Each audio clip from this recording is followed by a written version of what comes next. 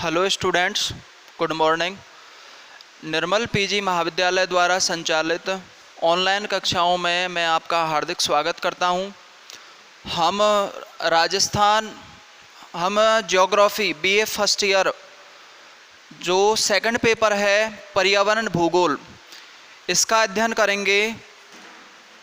जो हमारा पर्यावरण है, क्या पर्यावरण, इस पर्यावरण को प्राचीन काल से ही, कब से? प्राचीन काल से। तो पर्यावरण जो है, इस पर्यावरण को प्राचीन काल से किसका अभिन्न अंग माना जाता है?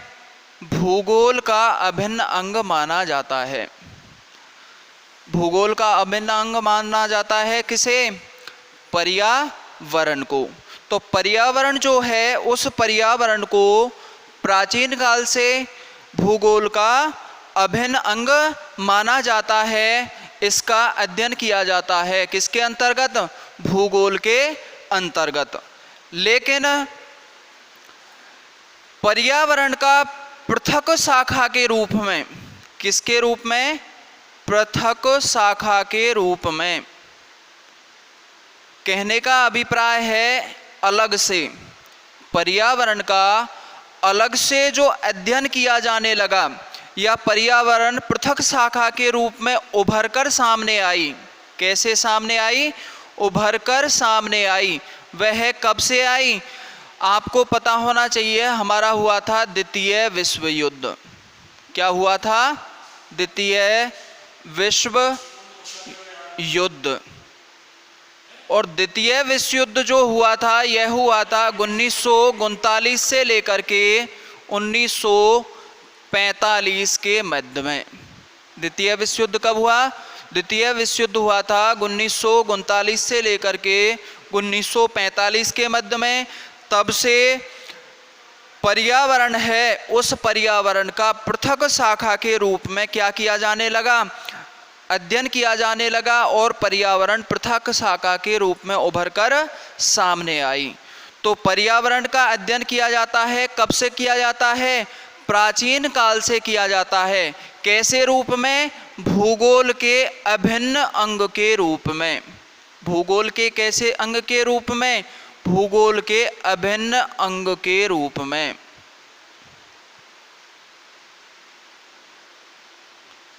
तो भूगोल के अभिन्न अंग के रूप में पर्यावरण का कब से अध्ययन किया जाता है?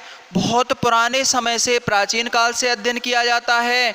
लेकिन पर्यावरण है, यह पर्यावरण का जो अध्ययन किया जाने लगा, कैसी शाखा के रूप में? पृथक शाखा के रूप में। पृथक शाखा के रूप में यह उभर कर आई थी कब? द्वितीय विश्व युद्ध के समय। और द्वितीय विश्व युद्ध कब चला था? द्वितीय विश्व युद्ध हमारा 1939 से लेकर के और 1945 के मध्य चला था। पर्यावरणीय पक्ष का जो महत्वपूर्ण अध्ययन है, ये हमारा जो पर्यावरण है, इस पर्यावरणीय पक्ष का जो सर्वाधिक महत्वपूर्ण अध्ययन है, वह सर्वाधिक महत्वपूर्ण अध्ययन जर्मन विचारधारा। कैसी विचारधारा? जर्मन विचारधारा।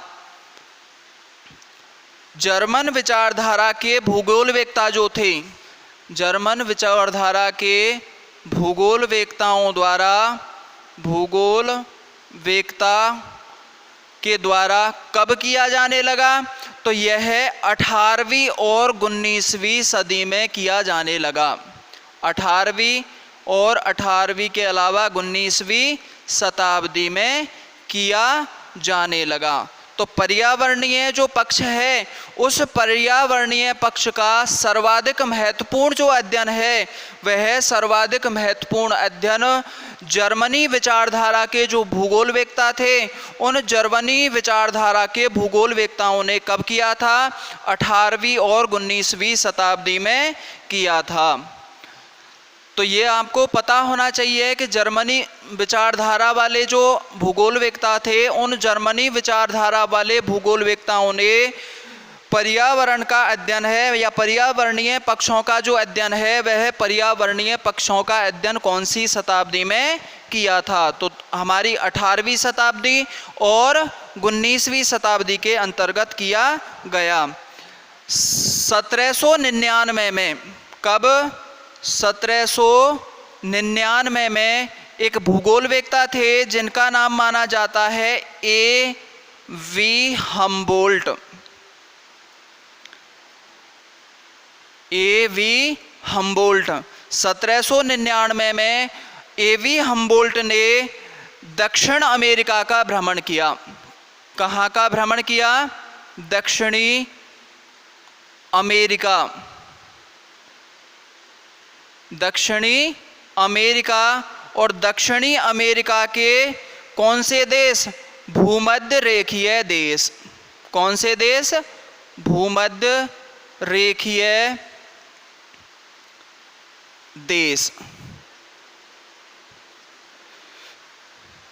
तो 1799 में ए.वी. हम्बोल्ट थे। ए.वी. हम्बोल्ट भूगोलवेत्ता थे। इन्होंने दक्षिणी अमेरिका के भूमध्य रेखीय देश थे, उन भूमध्य रेखीय देशों की कैसी दशा? पर्यावरणीय दशा। कैसी दशा? पर्यावरणीय दशा। पर्यावरणीय दशाओं का क्या किया? विस्तृत अध्ययन किया। क्या किया? विस्तृत अध्ययन किया। कब किया? सन 1799 में। कब किया था? 1799 में। और 1799 में ए.वी. हम्बोल्ट ने दक्षिण अमेरिका के जो भूमध्य रेखीय देश हैं उन भूमध्य रेखीय देशों की जो पर्यावरणीय दशाएं हैं उन पर्यावरणीय दशाओं का क्या किया? विस्तृत अध्ययन किया। और विस्तृत अध्ययन करके इस विस्तृत अध्ययन को वनस्पति भूगोल, वनस्पति भूगोल विस्तृत अध्ययन किया। और इसे अध्ययन करके जो नाम दिया गया वह क्या नाम दिया गया? वनस्पति भूगोल नाम दिया गया। अब भूमध्य रेखीय देश कौन कौन से थे? भूमध्य रेखीय देशों में एक तो था इक्वाडोर। कौन सा था? इक्वाडोर। एक देश कौन सा था? इक्वाडोर। दूसरा था कोलंबिया। कौन सा देश था? कोलंबिया। और इसके अलावा जो तीसरा देश था वह था कौन सा? ब्राजील। तो देखिए 1799 में भूगोलवेत्ता ए.वी. हम्बोल्ट ने दक्षिणी अमेरिका के भूमध्य रेखीय देशों के पर्यावरणीय जो दशाएं थी उन पर्यावरणीय दशाओं का विस्तृत अध्ययन किया। और विस्तृत अध्ययन करके उसको नाम दे दिया क्या? वनस्पति भूगोल। और वनस्पति भूगोल इसको नाम दे दिया। इसके बाद में हम्बोल्ट ने भूमध्य रेखीय देश हैं, इन भूमध्य रेखीय देशों की जो पर्यावरणीय दशाएं थी उन पर्यावरणीय दशाओं के बारे में विस्तृत जानकारी प्रदान की। भूमध्य रेखीय देशों में कौन कौन से देश आते हैं? तो भूमध्य रेखीय देशों में इक्वाडोर के अलावा कोलंबिया और कोलंबिया के अलावा ब्राज़ील को शामिल किया जाता है। आगे देखिए हम्बोल्ट ने ही क्या किया था? हम्बोल्ट ने ही सर्वप्रथम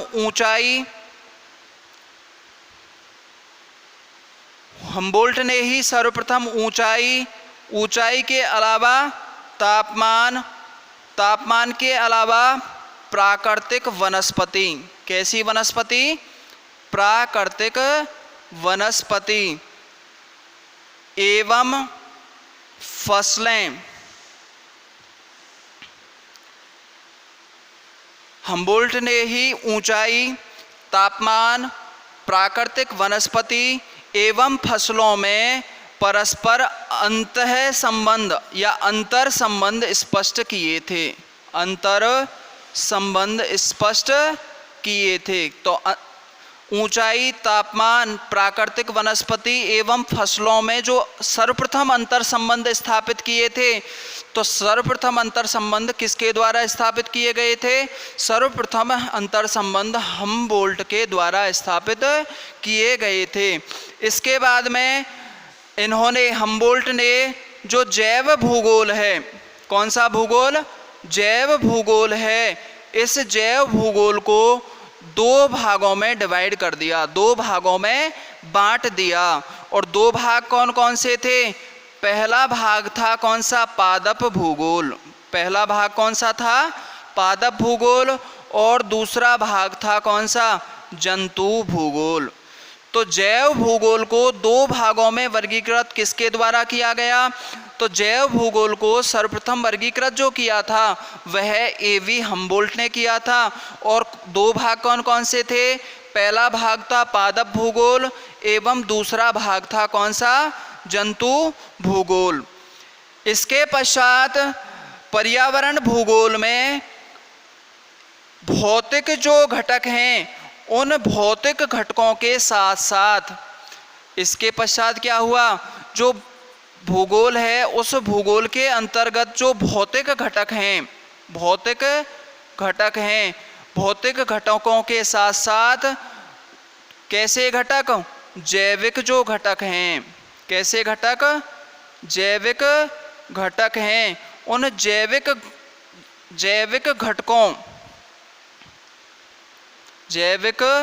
घटकों, इन जैविक घटकों का उद्भव, जैविक घटकों का क्या? उद्भव। इसके अलावा कि इनकी उत्पत्ति किस प्रकार हुई है, इसके अलावा इनका विकास, इसके अलावा इनका क्या? विकास। और इसके अलावा इनका वितरण, कि इनका वितरण कहाँ कहाँ है, इस इनका विस्तृत अध्ययन किया। क्या किया? इनका विस्तृत अध्ययन किया गया। तो हमबोल्ट ने ही क्या किया था? पर्यावरण भूगोल में भौतिक घटकों के साथ साथ जो जैविक घटक हैं, उन जैविक घटकों के उद्भव, इसके अलावा उनका विकास और उनके वितरण का व्यवस्थित अध्ययन प्रारंभ किया था। किसने किया था? एवी हमबोल्ट ने किया था। किसने किया था? एवी हमबोल्ट द्वारा किया गया। इसके पश्चात देखिए फ्रेडरिक रेडजेल की एंट्री होती है। किसकी? फ्रेडरिक रेडजेल महोदय। आपको पता होना चाहिए फ्रेडरिक रेडजेल महोदय हैं। इन फ्रेडरिक रेडजेल महोदय को मानव भूगोल का क्या कहा जाता है? पिता कहा जाता है। तो फ्रेडरिक रेडजेल महोदय ने अपनी पुस्तक कौन सी? एंथ्रोपोजियोग्राफी, एंथ्रोपोजियोग्राफी।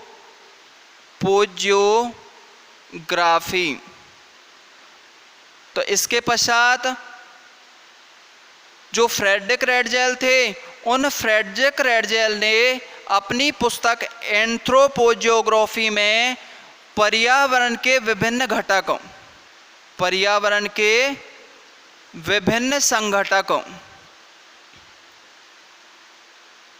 विभिन्न संघटक कौमा धरातल की बनावट, धरातल की क्या? धरातल की बनावट। तो पर्यावरण के क्या? विभिन्न संघटक, इसके अलावा धरातल की बनावट, इसके अलावा जलवायु, जलवायु के अतिरिक्त वनस्पति आदि तत्वों का वर्णन मानवीय संबंधों के साथ। किसके साथ? मानवीय संबंधों, मानवीय संबंधों के साथ करके पर्यावरण भूगोल के विकास को एक नई दशा प्रदान की।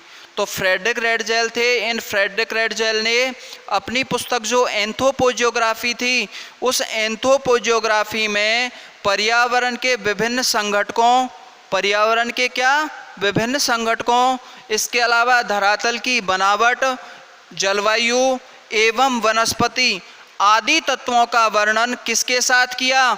मानवीय संबंधों के साथ में किया। और मानवीय संबंधों के साथ में इनका वर्णन करके और पर्यावरण भूगोल है, उस पर्यावरण भूगोल को क्या प्रदान की? एक नवीन या नई दिशा प्रदान की। कहने का मतलब इन्होंने पर्यावरण जो भूगोल है उस पर्यावरण भूगोल को आगे बढ़ाने का कार्य किया गया। तो इसके पश्चात क्या हुआ था? फ्रेडरिक रेडजेल थे। उन फ्रेडरिक रेडजेल ने पर्यावरण के जो विभिन्न संघटक थे उन पर्यावरण के विभिन्न संघटकों की तुलना किसके साथ की? मानव के साथ की, मानवीय संबंधों के साथ की। और मानवीय संबंधों के साथ करके और पर्यावरण भूगोल है उस पर्यावरण भूगोल को एक नई दिशा, नई ऊंचाइयां इनके द्वारा प्रदान की गई।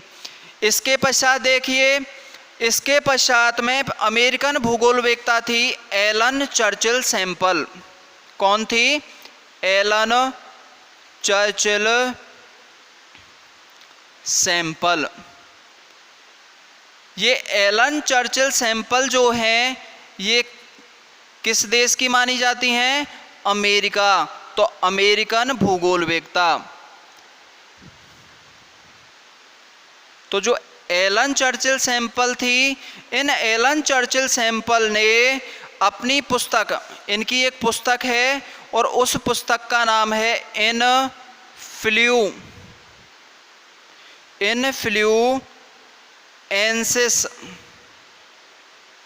इन्फ्लुएंसेस ऑफ ज्योग्राफिक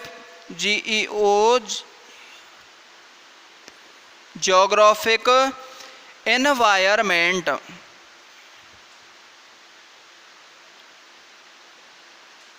तो एलन चर्चिल सैंपल की पुस्तक कौन सी मानी जाती है? Influences of geographic environment. और इससे पहले हमने पढ़ा था किसके बारे में? फ्रेडरिक रेडजेल के बारे में। तो फ्रेडरिक रेडजेल की पुस्तक कौन सी मानी जाती है? एंथ्रोपोजियोग्राफी। तो इन्होंने क्या किया था? एलन चर्चिल जो सैंपल थी, इन एलन चर्चिल सैंपल ने, इनकी पुस्तक थी इन्फ्लुएंसेस ऑफ ज्योग्राफिक एनवायरनमेंट। इस पुस्तक में पर्यावरणीय विकास, कैसा विकास? पर्यावरणीय विकास। इस पर्यावरणीय विकास है, इस पर्यावरणीय विकास का वर्णन किया। किसका वर्णन किया? पर्यावरणीय विकास का वर्णन किया। और पर्यावरणीय विकास का वर्णन करते हुए इन्होंने मानव को, किसको? मानव को किसकी उपज माना? धरातल की उपज माना। कि मानव है वो मानव किसकी उपज है? धरातल की उपज है। तो यहाँ प्रश्न बनता है कि मानव को धरातल की उपज किसने माना? तो मानव को धरातल की उपज माना था एलन चर्चिल सैंपल ने। कौन सी पुस्तक में?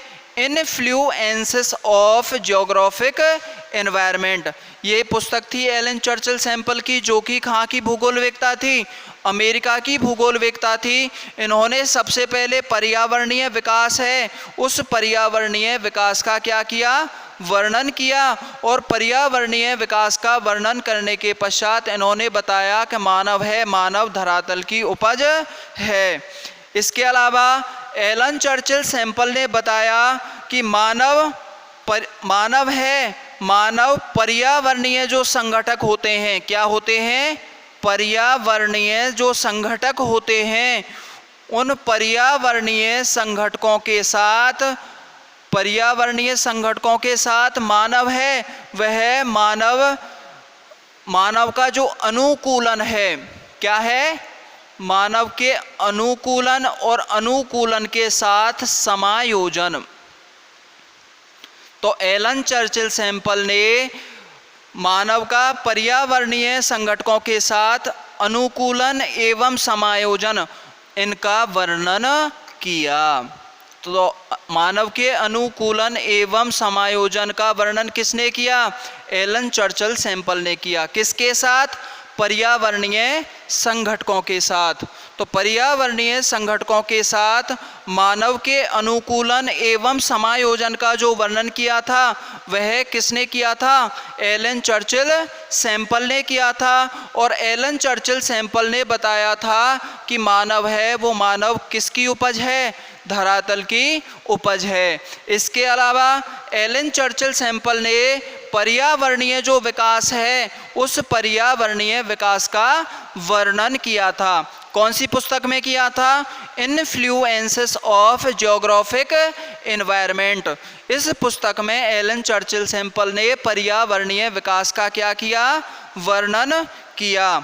इसके पश्चात देखिए, इसके पश्चात में एक ब्रिटिश भूगोलवेत्ता थे और उन ब्रिटिश भूगोलवेत्ता का जो नाम माना जाता है वो माना जाता है हर्बर्टसन।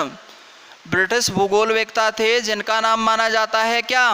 हर्बर्टसन। इन हर्बर्टसन जो ब्रिटिश भूगोलवेत्ता थे, इन भूगोलवेत्ता ने 1905 में, कब? 1905 में सर्वप्रथम विश्व के जो क्या है प्राकृतिक प्रदेश, विश्व के कौन से प्राकृतिक जो प्रदेश हैं उन प्राकृतिक प्रदेशों का क्या किया था? सफल, जो प्राकृतिक प्रदेश हैं इन प्राकृतिक प्रदेशों के विभाजन का सफल प्रयास किया था। विभाजन का कैसा प्रयास? सफल प्रयास किया था।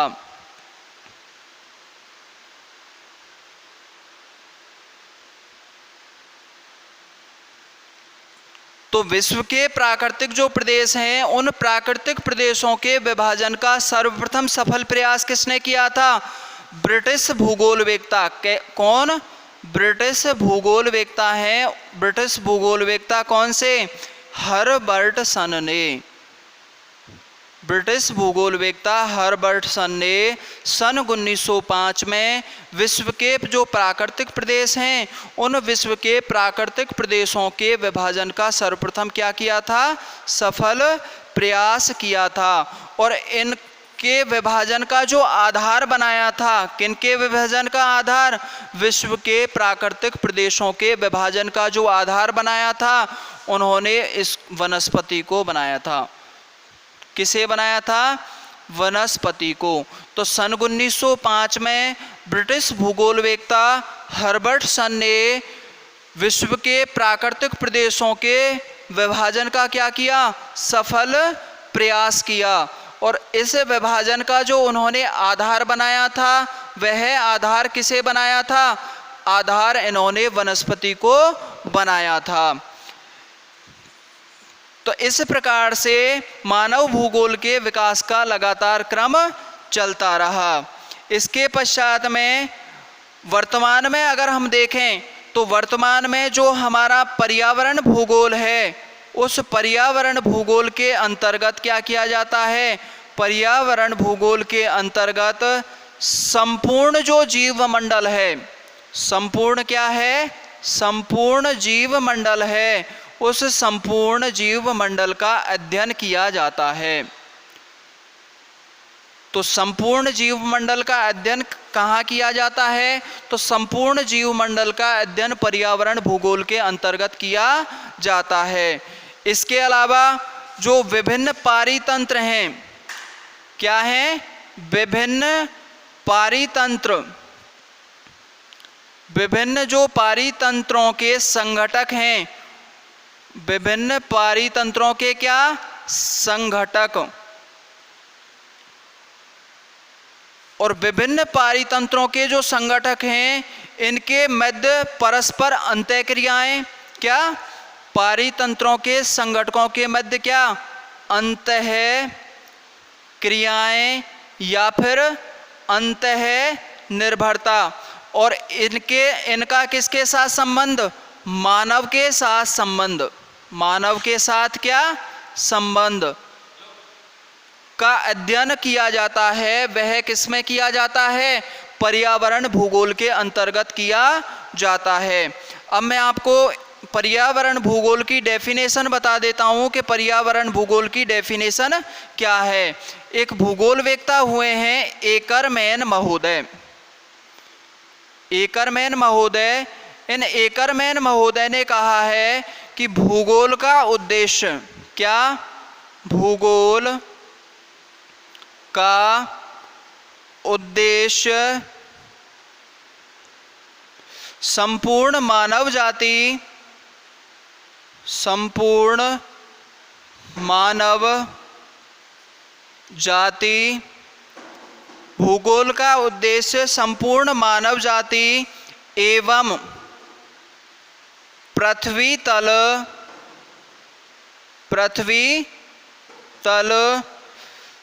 को प्राकृतिक